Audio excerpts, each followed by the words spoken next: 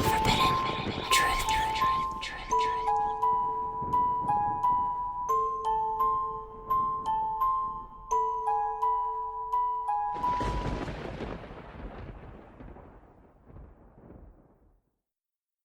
Welcome to Unforbidden Truth.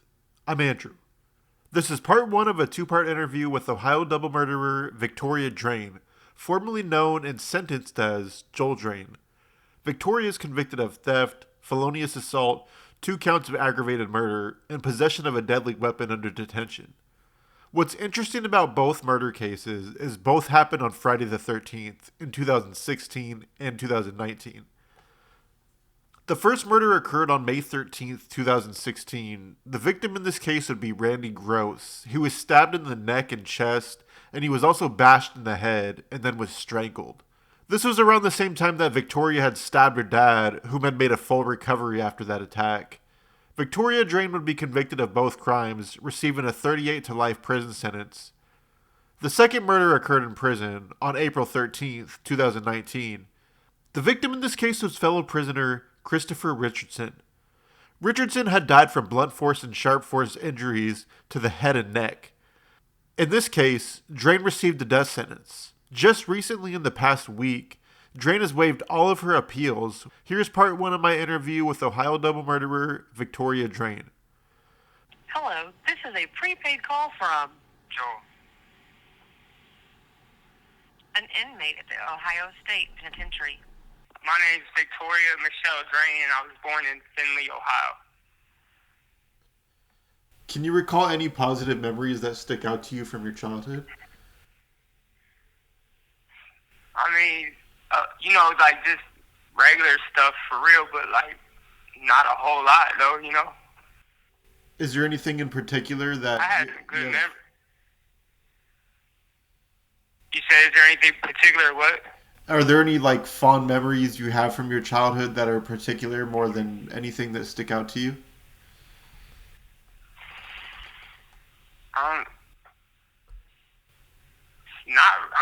Not that it sticks out. I mean, I did have some good times with some friends and stuff, but nothing like my childhood was pretty basic at first, What about any negative memories that stick out to you from your childhood that you can, think of? Really just the whole, my living with my dad and the way he was really abusive in multiple different kinds of ways and things. Being separated from my mom and brother. They lived in different households and stuff. So, I guess, that's the earliest memories I have of bad stuff. I had a stutter, stuff like that. I got, my childhood was kind of like I was antisocial, I guess, and I just dealt with the stuff at home. You said that there was abuse from your father. What types of abuse went on, and how early did that go on in your household? So, with me, it was I was probably between 11, 12, 13, that type of age. With my dad was sexual abuse, physical abuse, verbal abuse. He was just an abusive dude, I had 3 sisters that lived with me, half sisters, and a lot of times I would just take the brunt of it to make sure they were cool, but I ended up getting locked up, and then I couldn't really do much for them then. And were they being abused as well? Well, not when I was there, but I ended up getting locked up for 3 years when I was 15. So when I went to DYS, which is our juvenile system in Ohio, that's when he started. Him and my stepmother started abusing them, and ultimately he got convicted of that and went to prison for that. Do you know how many years he served in prison? I believe it's 8. I lost track of him for many years. I didn't see. I'm pretty sure it was 8 years though, if I'm not mistaken. So besides the abuse that you suffered growing up, did you suffer any type of trauma growing up as a child? No, just basically, like, I could do whatever I wanted. So, like, I guess in a way it was kind of like a trade-off because I didn't have rules. I didn't have to be home. I didn't have to go to school. I didn't have to do a lot of shit all the other kids had to do. So, I mean, the bad stuff was, like, traded out, and I would just start running, going to the streets, drinking, hanging out with older people and shit. And, like, I mean, it was no, like, to me that wasn't traumatic, but it was, like, I would look at other households with, like, I guess what you would call, quote unquote, what seemed like a normal family and shit. Like I don't know, it wasn't traumatic. It just but you want that sometimes. You want to be normal for sometimes, but it wasn't always like that though. Can you recall what your behavior was like growing up, going back as early as you can remember? Yeah, I've always been like, I guess you could say like, I got in trouble as early as I can remember, you know, like fighting in school, things like that. But I've had good moments too. But yeah, I guess if you're asking, my behavior wasn't always the best, you know. I got suspended a lot before I got locked up for good and shit as a juvenile. So like a lot of fights, a lot of stuff like that. Drinking alcohol, smoking weed. So you would get caught at school smoking weed, drinking alcohol, fighting, and you would get suspended a lot because of that?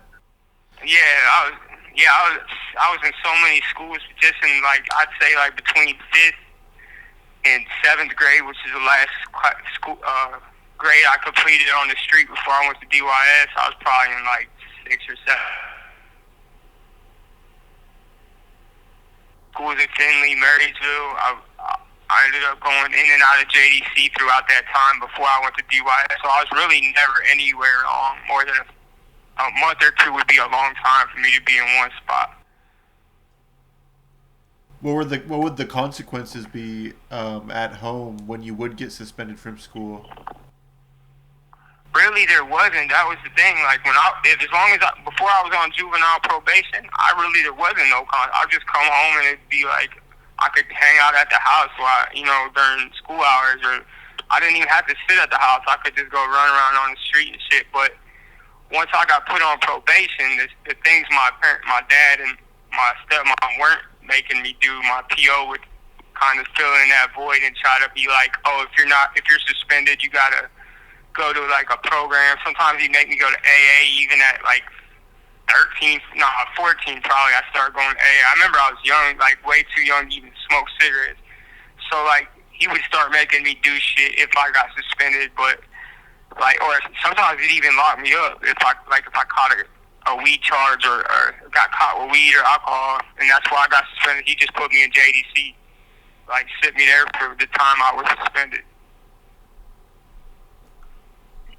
So, but before I was on probation, nothing happened. I could do whatever I wanted.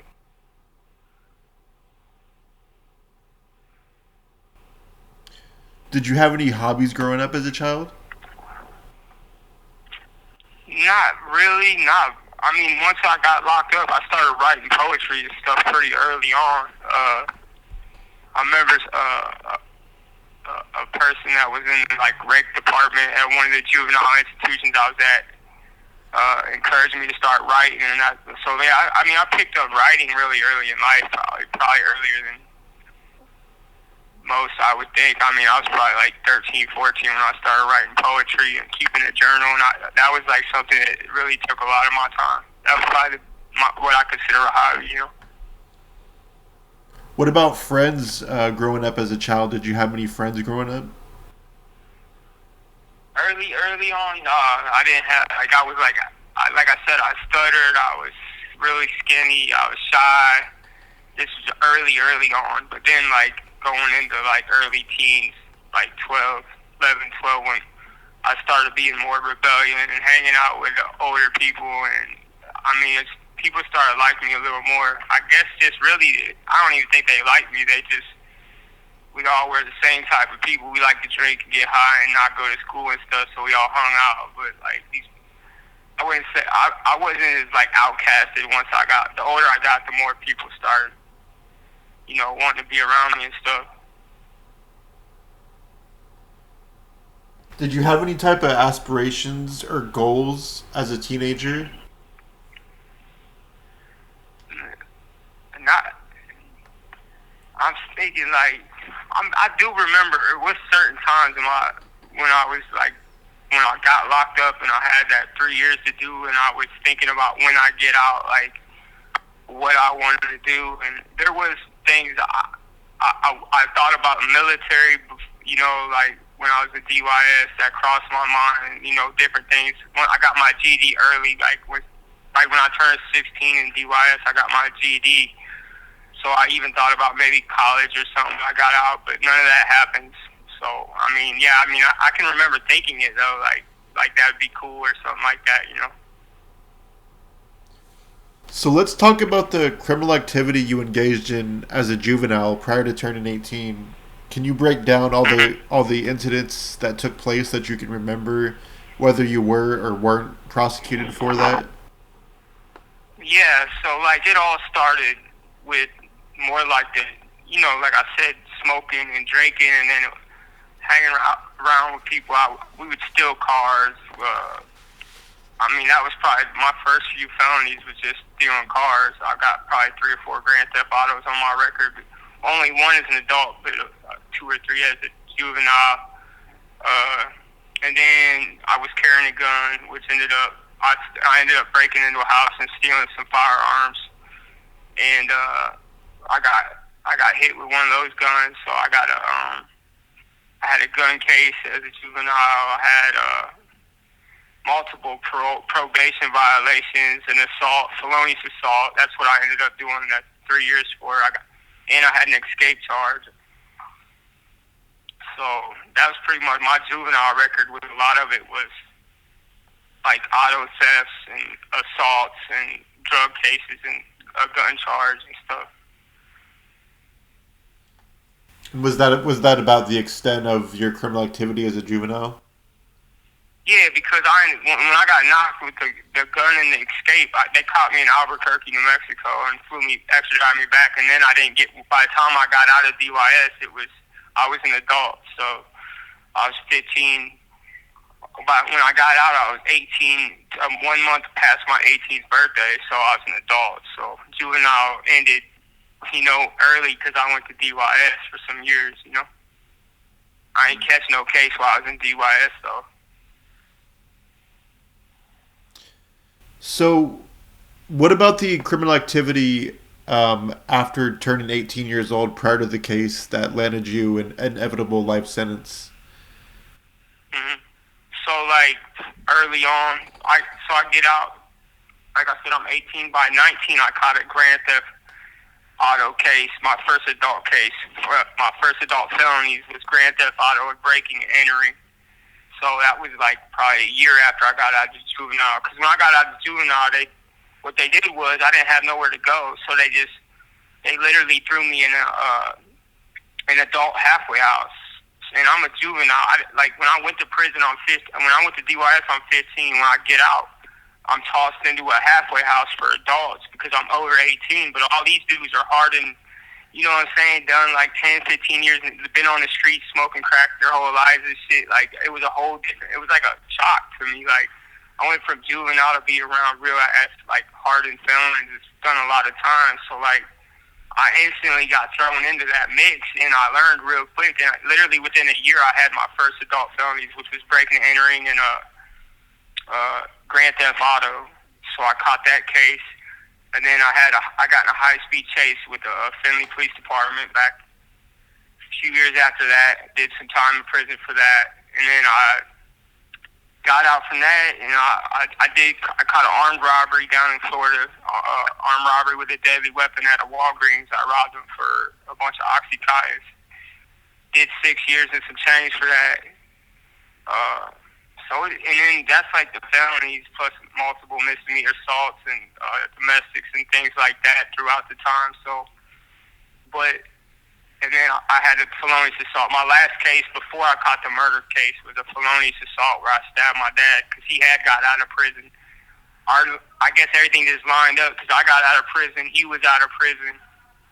And he contacted me online talking about he wanted to make amends for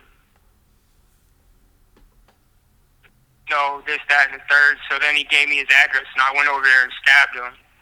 And that was 20 days after I got out from doing my 6 years in Florida. So, like that was pretty much the last case that I had on the street. I bonded out from that and caught my murder case, like, a few days later. Yeah, that was my father. So I got out March 16th, 2016 from that 6 years down in Florida, and April 8th is this 2016 is when I stabbed my dad up in Ohio. So on the street, that's another thing that happened pretty quickly. Even before I caught those first 2 felonies, was they had started me on like antipsychotic medications, and I was starting to go to the hospital, but I would refuse it, and they would end up. What down in Florida they call it a Baker Act. Up in Ohio they call it a pink slip, but it's basically involuntarily committing you into the state hospital. So that happened a couple times with a few chunks, like 3-4 month chunks at a time, in the state hospitals and shit. And they would court order me meds.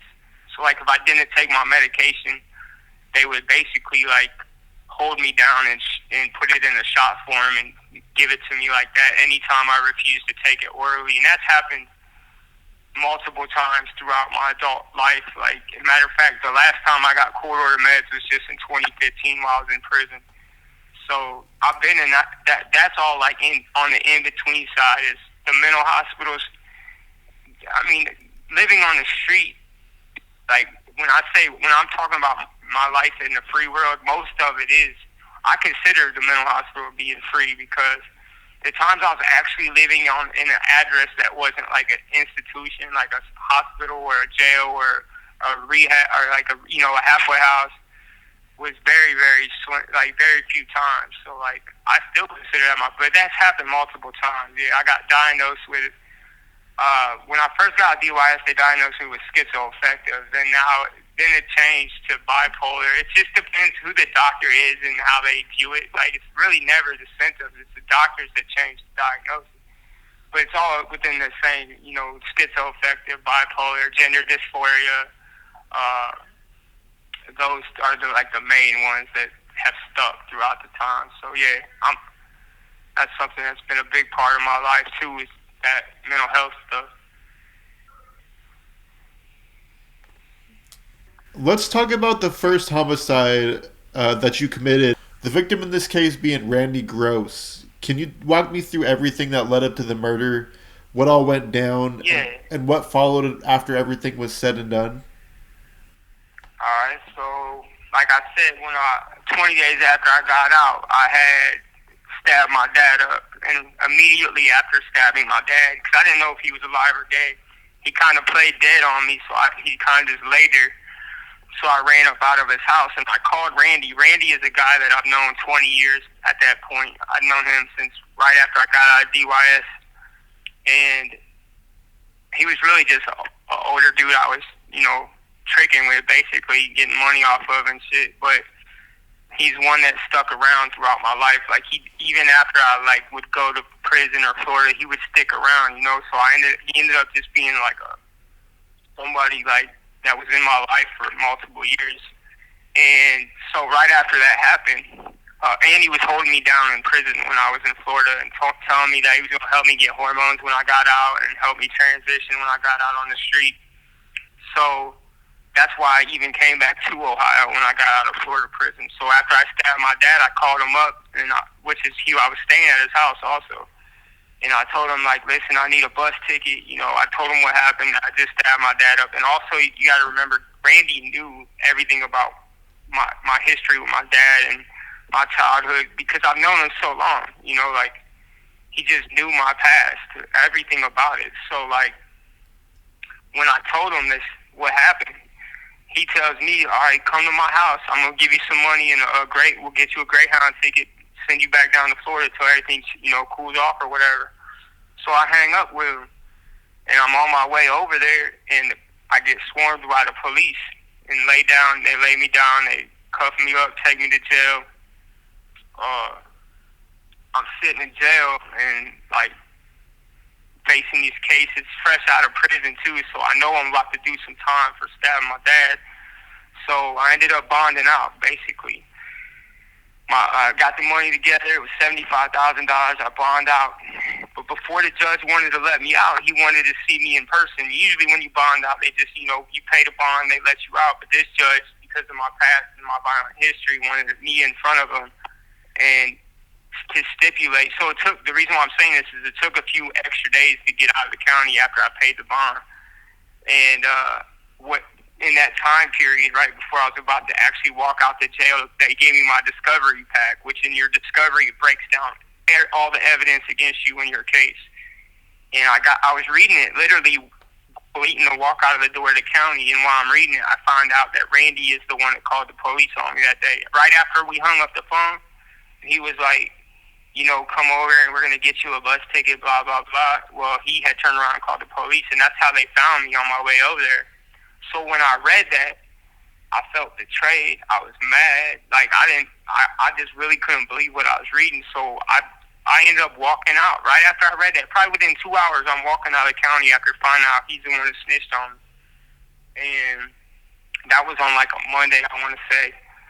So, and he had to work. He worked at Walmart, so he had to work all week. They were doing inventory, so he was working like 12-hour days. So Friday would have been his first day off, and Friday was the 13th of May. Actually, the murder happened on May 13th. The reason why it's up on the 14th is because that's when they found his body and stuff, and pronounced him dead. But it actually happened the night. So anyway, Friday night we hang out or whatever.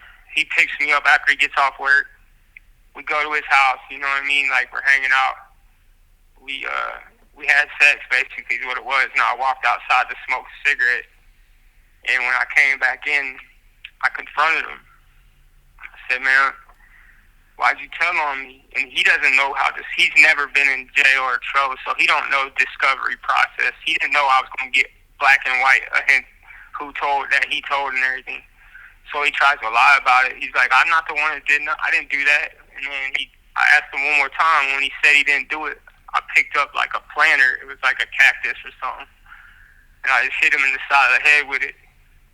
And then he like started like begging basically like for me to chill out or whatever. And he was still denying that he told though, why he's like holding the side of his head. And then I just hit him again with like a lamp, I think it was. And this one knocked him out though. That hit knocked him out. And I went in the kitchen, grabbed a knife, and came back in. He kind of came to a little bit, and then I just started stabbing him. I stabbed him like 12 times. Then I went, once he was like unconscious again, I went and grabbed like a wrench or something and just basically bashed his head in until he was dead. I did, and after all that, I strangled him with the cord to the lamp, and it just stole his car.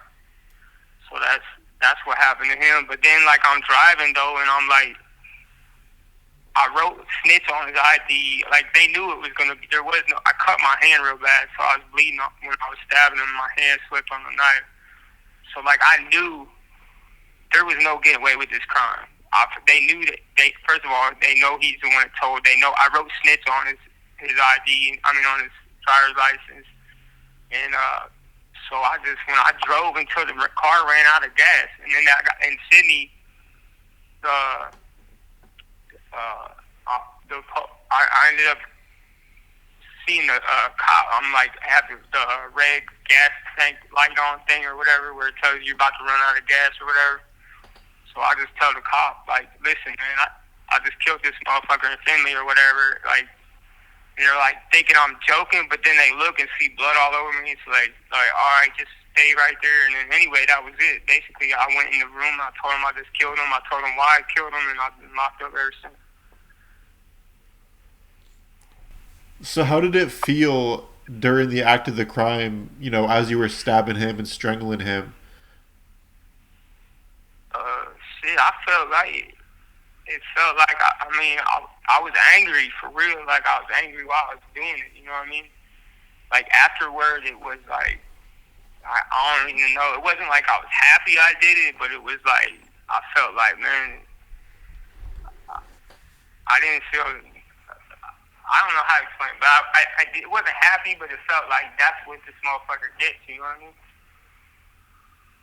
Because he knew, when I say he betrayed me, I mean he real life betrayed me. Because if he didn't know, like, let's say he didn't know the situation with me and my dad, or even if I would have called him and he'd be like, listen, I don't want nothing to do with that. Leave me the fuck out of it. You did that. You deal with your own shit. And I would have respected that. But what he did was he told me to come there. He was going to help me out. And then he turned me in. And then lied to me about it, knowing everything he knew. So I was angry at his ass, for real. Like, I know it's probably wrong that I don't feel more whatever than I should, but at the end of the day, man, that was some fucked up shit, I felt like. If you could go back in time, would you do things over differently? If I could go back in time, I think what I would do differently is not even call him after I stabbed my dad, or I would have just killed my dad, and then that would have been the homicide I would have went down for. I would have made sure he was dead and then never had to call Randy. Randy wasn't a target of mine that I just wanted. He wasn't somebody that I seeked out to harm, but once all that transpired, I wanted to hurt him then,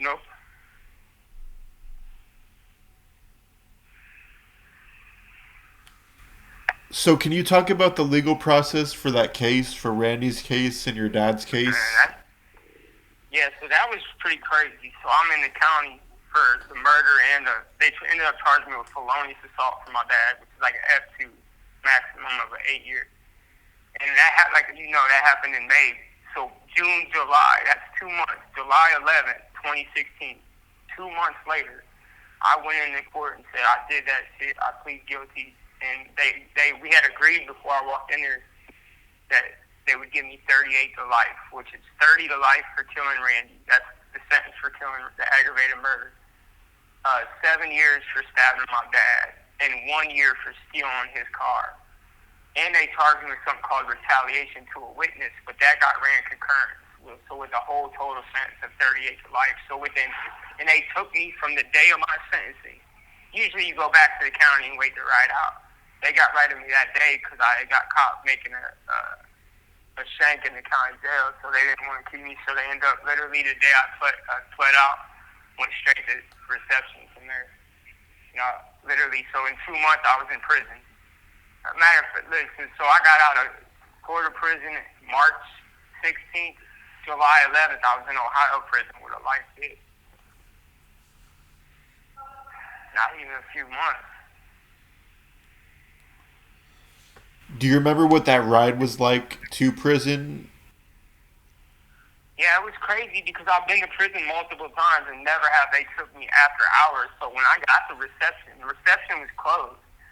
So they had to bring me in through the visiting with all these extra cops. They had like 4 or 5 extra cops than they normally would have.